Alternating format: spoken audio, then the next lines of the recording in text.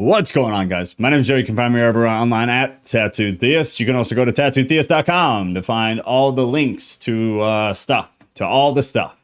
There will be a link in the description to join Discord. We've got a whole lot going on in here. You got off-topic theology, culture and news, conspiracy, Bible, and the library, where we speak about literature, which is real good and some of my favorite stuff. There's also a prayer section. We got a prayer team, and in case you want to look into that, but click that link, join up, and you can hop in there. That'll also have a link to all the events. So you hit the top left of the channel list, there will be events. We got a Thursday one coming up here, and then the Sunday one will go up after the Thursday one ends. So we do a live stream Thursday at 6 p.m. Central Time. That's on any topic that everybody votes on. I post a poll here in the Discord. Everybody votes. Whatever is voted on wins. I do not pick the topic. And then every Sunday night we do a Bible study. That Bible study right now is Enoch. We're going through Enoch. So I just recorded a longer version of this, talking about biblical slavery. I know not a lot of people want to sit and watch 20-minute videos, so I decided I'm going to do a shorter version of it. If you watch the longer one, you can probably just skip past this, I might say some different stuff because I'm going off the cuff, but same topic. So I saw a video on TikTok. This girl talks about how slave owners, during the American slavery era, they would use the Bible, the verses about how slaves are to conduct themselves in reference to their slave master, right? Which is to honor them as if they were God, to serve them, to be in servitude. Not anything new for the Bible, right? We get that directive to everybody, to be in constant servitude, to be selflessly subservient to those who are above us, all across the board, right? But she's talking about how in America, during the slave period, we being Americans used those verses against the slaves as why they should listen to them, as justification for their behavior of owning slaves. Again, I gave a longer explanation in the other video. So if you want a thorough explanation and you want to see her talking about it, go watch the longer video. But here's the short and long of it. Okay. Biblical slavery is not the same as the slavery that we saw in America. Okay? There were wild differences. Some of the biggest things are within a biblical setting, within a biblical context. Many slaves chose to go into slavery. It was 3 squares a day. It was a roof over your head. That was due to extreme poverty. There were also many slaves who inadvertently, maybe not unknowingly, without really meaning to, put themselves there because they became indebted to somebody. Okay, so if I take a loan from somebody, I'm unable to pay the loan back. It's essentially a margin call. So when you run out of funds to cover your loss, that person would then go and be a slave to whoever they are indebted to for a set amount of time, and then they'd be freed again. Also understanding that within a biblical setting, but specifically within a Greco-Roman setting, we had a wide spectrum of social standing for slaves, meaning slaves could be in the galley of a ship, brutal life, rough life, not great, not what we're hoping for with life, right? Not what we're hoping for. On the other end, you can have slaves who literally managed wealthy houses. They had ample food. They were treated really well. They were a part of the family. And then you had, obviously, within the middle of the spectrum, slaves who were a little bit of both, right? Who maybe didn't have the greatest life, but weren't getting beaten. Then you had slaves who were getting beaten and didn't have the greatest life. So there was a wide spectrum of the conditions that the slaves were in. There was a wide spectrum of why is that person a slave to begin with? What caused it? What got them there? Whereas with American slavery before the Civil War, that was more of a unjustifiable thing that we did, right? That the U.S. did was we shipped people here, and we don't want to talk about who put them on ships, how they get here. Beside the point, we allowed people to come here, and then we put them into slavery. That is very different. That is very, very different. So on one hand, I agree with the user that I was responding to in that for Christians to use the Bible as a means to justify what we saw in terms of slavery in the US is exegetically poor, it's a lie, and it's absolute misappropriation of biblical text. It's not accurate because it's not the same. If it was the same, then it would relate, and then we can use the Bible to defend things. The problem is, and this should shock nobody who watches me, the problem is Christians use the Bible out of context 80% of the time, and I feel like that's kind of generous, 80% of the time, because nobody really understands biblical history. Nobody cares. The verse sounds good for whatever I want it to sound good for, whatever suits me in this current situation and circumstance. So then I throw it out. I attach the verse. We talk about a lot, you and me, that you can't do that. That's not how exegesis works. You can't. It'd be real nice if you could, but you can't. It doesn't work. It doesn't work. So a good example that I gave, the best example I could think of is this. We talked about it recently. Think about the difference between what marriage as an institution, as a covenant, what it is today, with no-fault divorce, with fathers being out of the home, with numbers of divorces going up. Think of what marriage is today.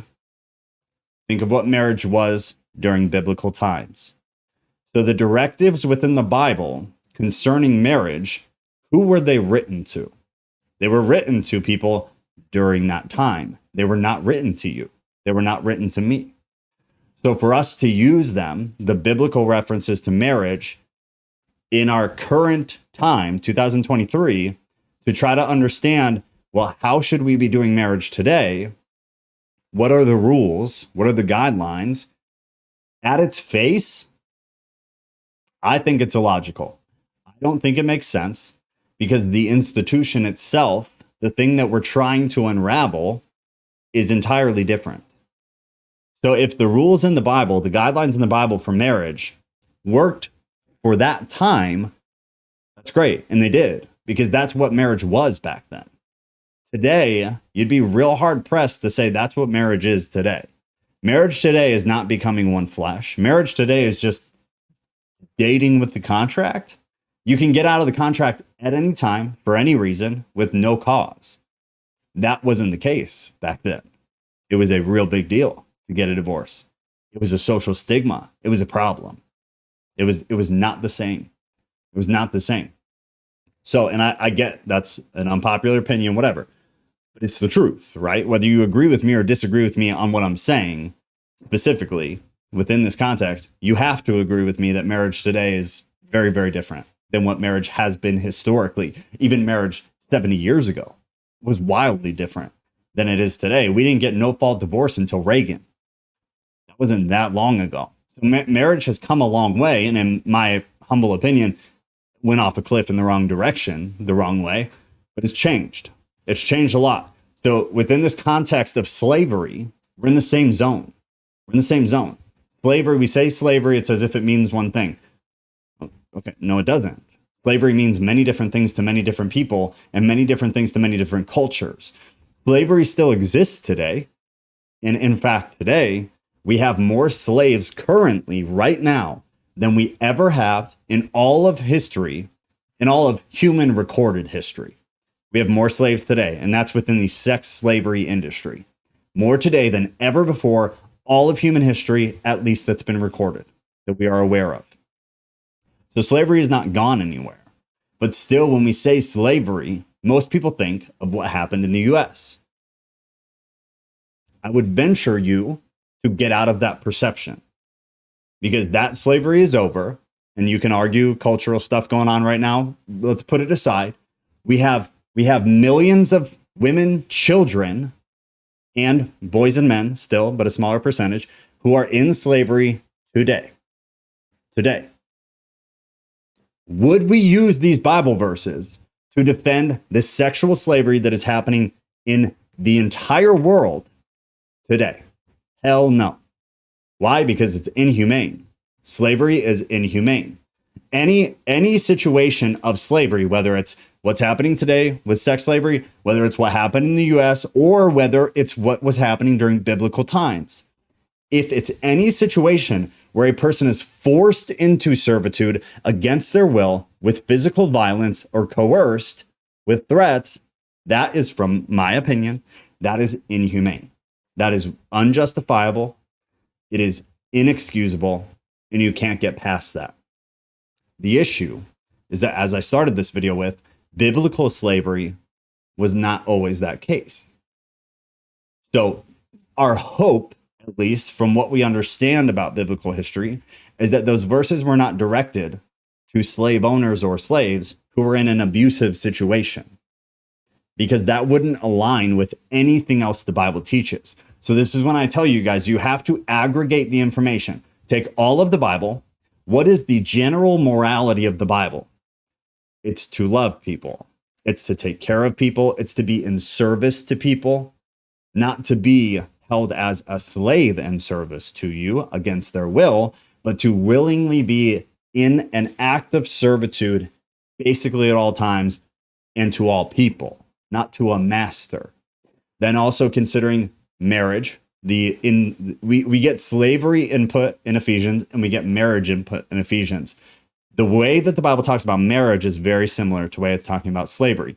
This leads us to believe and understand that the slavery the Bible is talking about was more of the non-awful slavery, right? We're talking about people who indebted themselves, people who chose to go into slavery, or perhaps people who were enslaved maybe in a poor way, but still have a decent life. Because again, you can be on one end of the spectrum of slavery and still have a really good life in a biblical setting. Our problem is that we look at everything from our perspective, from what we understand now, from what was the most recent thing that happened throughout history. And we look at it through that lens, and it's the wrong lens. This is why we do what we do, is so that we can learn to read the Bible from the lens of people during that time. So you can understand, what the hell were they actually talking about? What is this in relation to? But what we do as selfish people is we immediately apply the Bible to us. That's the last step. First, you need to deal with it in their context. And then from there, you have a very tough hill to climb of, okay, how much of their context still applies today? Taking something like slavery or like marriage, it's not a lot. It's not a lot. So then it makes it difficult to try to tackle these issues from a today perspective. I hope that all makes sense. Remember, if you want to join the Discord, there is a link down in the description below. Every Thursday, we do a topic discussion, 6 p.m. Central Time. And every Sunday, we do a Bible study. We're in Enoch right now, 6 p.m. Central Time. I love you guys.